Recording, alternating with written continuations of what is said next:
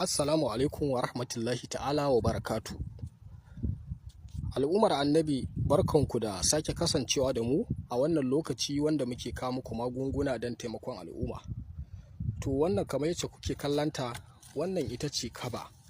Wannan ita ce kaba kamar yacce kuke kallanta. Wannan fa'idar da za mu ba da ita ga duk mutumin da yake so ya haɗa maganin ƙarfe. In dai kana so, in dai ƙarfe ne aka sare ka da shi ko kuma aka kawo ma sara kan ya zo jikinka ma ya lankwashe, sannan kuma wuƙa ko makami ba za su huda jikinka ba bi iznillahi, ko adda ko makami. Kasancewar wannan zamani za ka ga akwai irin mutanen nan wanda za ka ga suna ƙwatar wayoyin mutum haka kawai sai su nuna masa wuƙa ko makami. To bi iznillahi, in dai kai wannan sirrin, bi iznillahi duk wanda ya nufo ka da wuƙa ko makami, bi iznillahi ba zai nasara ba.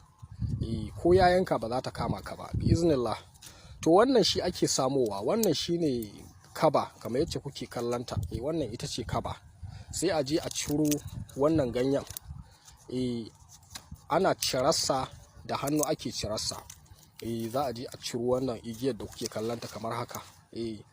Ana ciro ta kamar guda tara haka.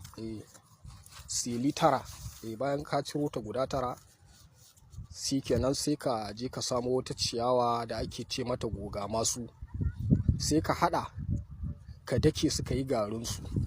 Amma lokacin da za ka je ya kasance babu ƙarfe a jikinka, babu maɓallin ƙarfe a jikin rigarka.